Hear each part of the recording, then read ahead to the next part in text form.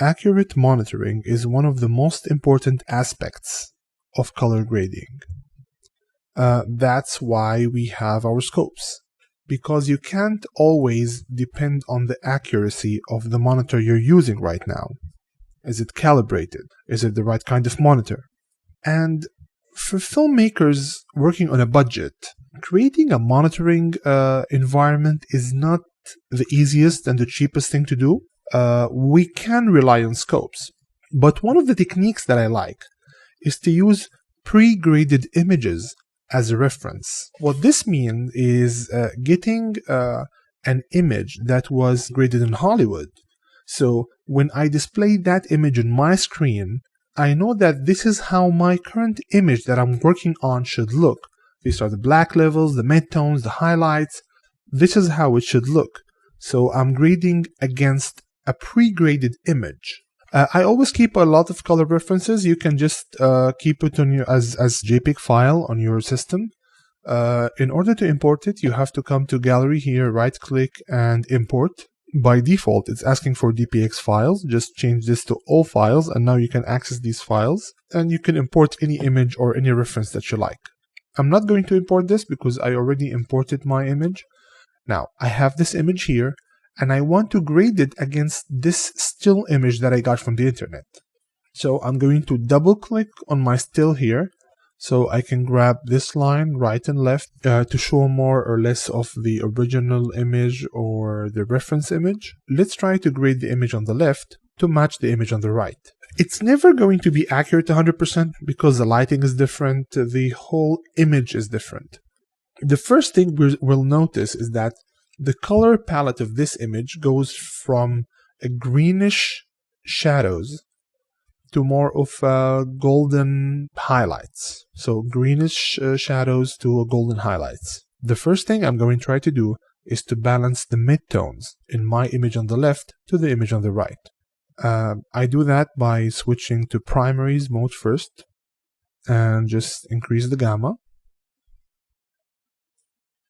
and get the left down, more gamma, left down. Now, the more I pull the left down, it pulls some of the gamma with it. So in order to try to get the shadows down without affecting the midtones, I'm going to switch to log mode. And I'm going to get the shadows down in log mode. So now I'm crushing the shadows with less effect on the midtones. This looks good. Now let's add a new node and try to balance the overall color to match the one on the right. I'm going to switch back to primaries because remember, whenever you want to change the lighting in an image or how the image feel, the first thing you want to do is to change the highlights in the primaries, which is gain. So I'm going to come here, grab the gain, and try to match this golden color in the other image.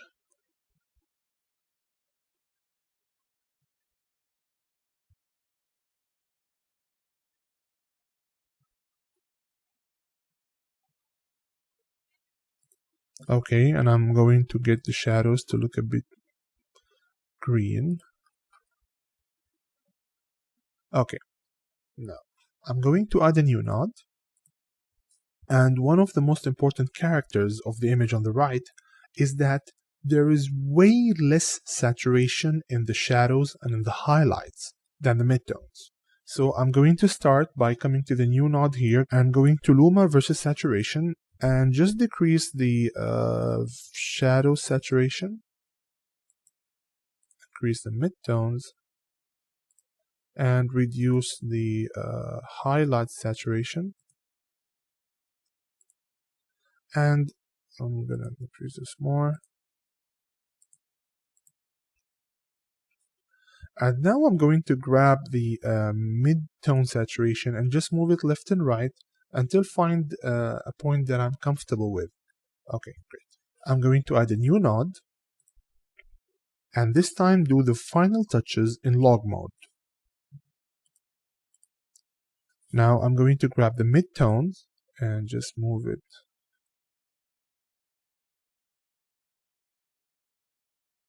Find a comfortable point here, yeah. I'm going to take the shadows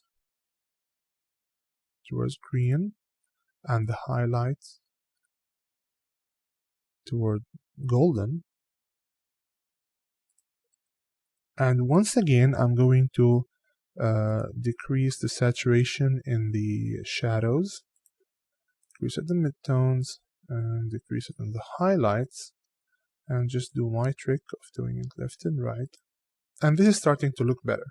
The last thing I'm going to be doing is to, in log mode, actually control the luma values in the midtones.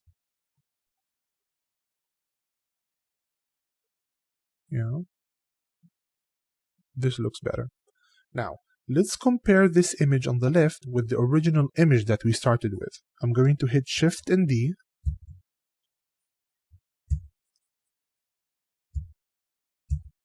And you can see that by getting a reference, a pre-graded reference, we were able to bypass some of the limitations that we have in terms of monitoring. Sometimes you're in the move, you're grading from a laptop, and you don't always have the right equipment or the right environment.